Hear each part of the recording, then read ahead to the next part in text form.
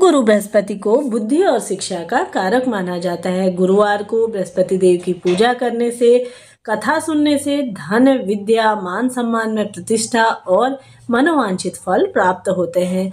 तो जैसा कि प्रारंभ करते हैं, बोलिए जय श्री हरि विष्णु। कथा के अनुसार प्राचीन काल की बात है, किसी राज्य में एक बड़ा ही प्रतापी और दानी राजा राज्य करता था। हर गुरुवार को व्रत रखकर दीन दुखियों की मदद करके पुण्य प्राप्त करता था। परंतु ये बात उसकी रानी को अच्छी नहीं लगती थी। वह न तो व्रत करती थी और न ही दान पुण्य में विश्वास रखती थी।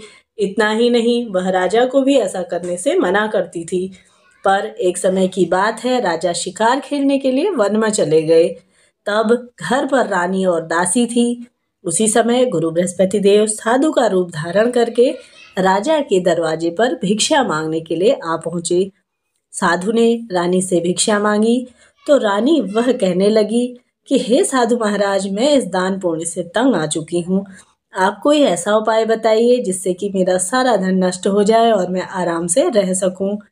इतना सुनकर बृहस्पति देव ने कहा, हे देवी, तुम तो बड़ी ही विचित्र हो। संतान और धन से भी कभी कोई दुखी होता है? अगर अधिक धन है तो इसे शुभ कार्यों में लगाओ, कुंवारी कन्याओं का विवाह कराओ, विद्यालय बनवाओ, बाग बगीचों का निर्माण कराओ, जिससे कि तुम्हारे दोनों लोग सुधर जाएं। परंतु साधु की इन बातों से रानी खुश नहीं हुई। उसने कहा कि मुझे ऐसी धन की आवश्यकता नहीं है जिसे मैं दान दूं या जिसे संभालने में मेरा पूरा समय नष्ट हो जाए। तब साधु ने कहा, अगर तुम्हारी ऐसी ही इच्छा है तो मैं जैसा कहता हूँ तुम वैसा ही करना।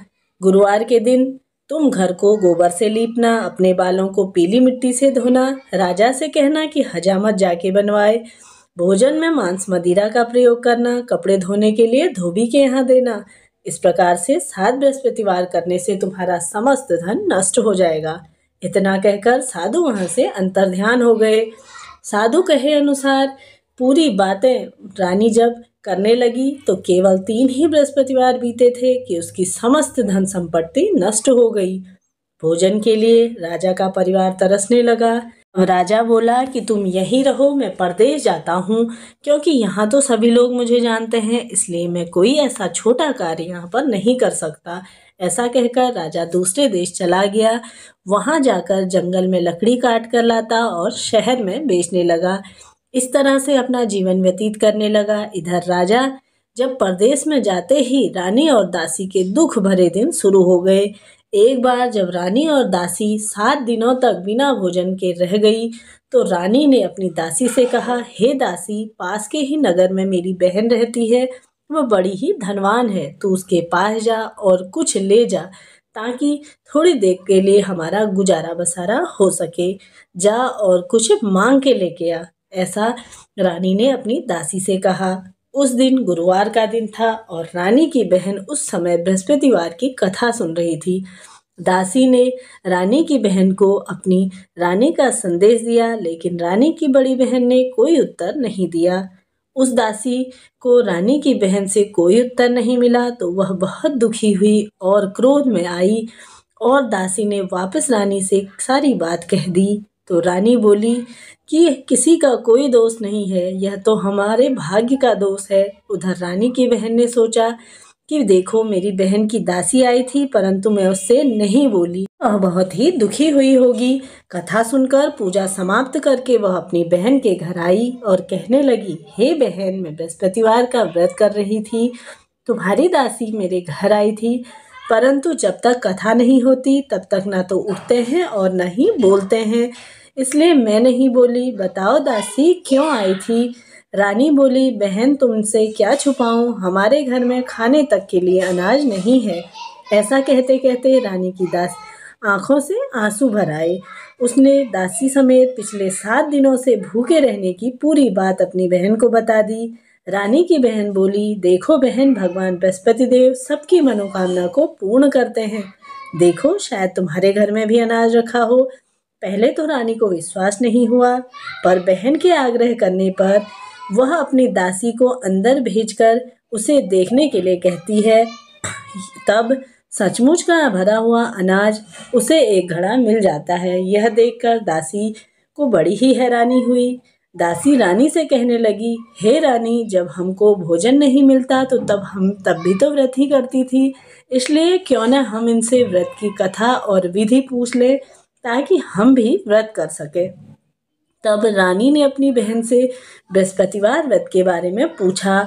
उसकी बहन ने बताया कि बृहस्पतिवार के व्रत में चने की दाल और मुनक्का केले की जड़ में अर्पित करें तथा दीपक जलाएं, व्रत कथा सुने, पीला भोजन करें और इससे बृहस्पति देव और भगवान श्री हरि विष्णु प्रसन्न होंगे। व्रत और पूजा की विधि बताकर रानी की बहन अपने घर को लौट गई। 7 दिन के बाद जब गुरुवार आया तो रानी और दासी ने व्रत रखा। वह घुड़साल से जाकर चना ले आई, गुड़ लेकर, और उन्होंने केले की जड़ तथा विष्णु भगवान का पूजन किया। अब पीला भोजन कहाँ से आए, यह भी चिंता का विषय था। तभी उन्होंने व्रत किया था, इसलिए बृहस्पति देव प्रसन्न होकर साधारण से व्यक्ति स्वरूप में आकर के 2 थालों में पीला सुंदर भोजन लेकर के आ गए और दासी को दे दिया। फिर रानी और दासी ने मिलकर के भोजन ग्रहण करा। इसके बाद वह सभी गुरुवार को व्रत करती, पूजा करके, और बृहस्पति देव की कृपा से उनके पास फिर से धन संपत्ति लौट आई।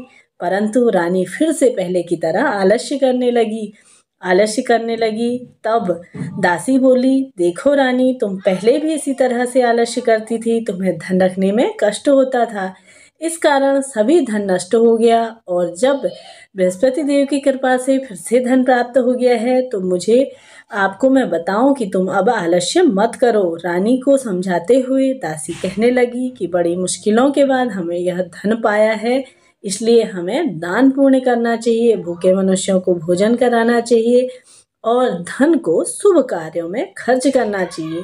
इससे क्या होगा, तुम्हारे कुल का यश बढ़ेगा, स्वर्ग की प्राप्ति होगी और पितृ भी प्रसन्न होंगे। दासी की बात मानकर रानी अपना धन शुभ कार्यों में खर्च करने लगी। इससे पूरे नगर में उनका यश बढ़ने लगा तथा बृहस्पतिवार व्रत कथा के बाद श्रद्धा के साथ आरती करनी चाहिए और प्रसाद बांटना चाहिए। इससे क्या होगा, आपके जीवन में समस्त प्रकार की जो भी परेशानी है वह बृहस्पति देव पूर्ण रूप से दूर करेंगे और घर में सुख समृद्धि का वासा करेंगे। घर में आपके पुत्र पौत्र और सुख सौभाग्य बनाए रखेंगे। कथा यहाँ पर पूर्ण होती है। मिलते हैं नेक्स्ट वीडियो में, तब तक के लिए जय माता रानी, हर हर महादेव।